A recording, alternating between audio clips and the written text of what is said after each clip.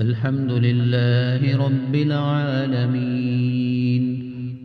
الرحمن الرحيم مالك يوم الدين إياك نعبد وإياك نستعين اهدنا الصراط المستقيم صراط الذين أنعمت عليهم غير المغضوب عليهم ولا الضالين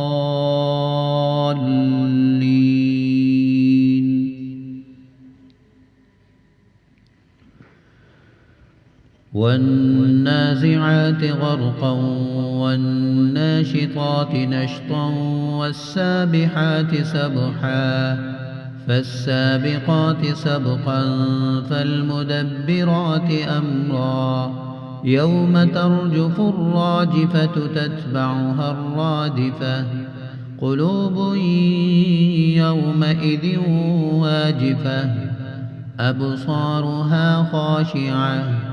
يقولون أئنا لمردودون في الحافرة أئذا كنا عظاما نخرة قالوا تلك إذا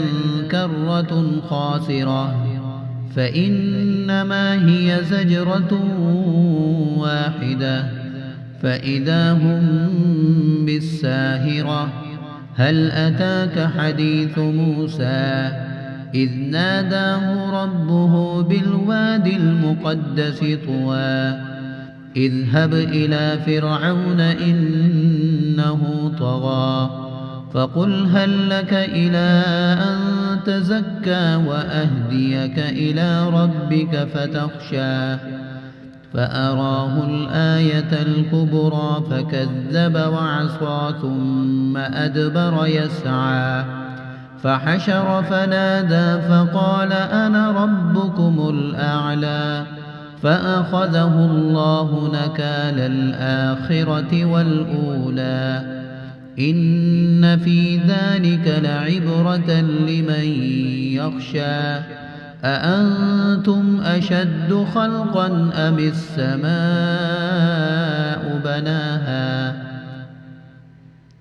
رفع سمكها فسواها وأغطش ليلها وأخرج ضحاها والأرض بعد ذلك دحاها أخرج منها ماءها ومرعاها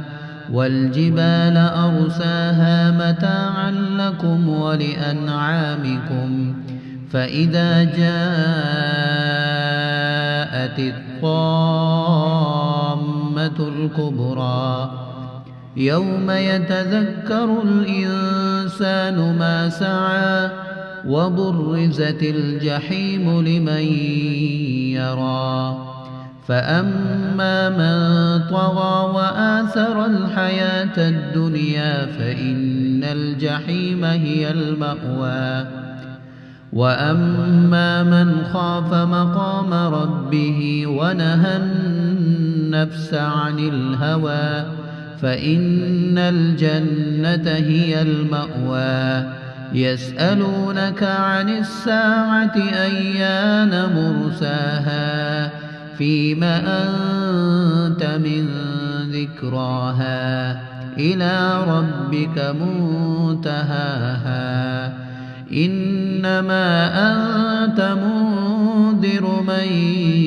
يخشاها كأنهم يوم يرونها لم يلبثوا إلا عشية أو ضحاها.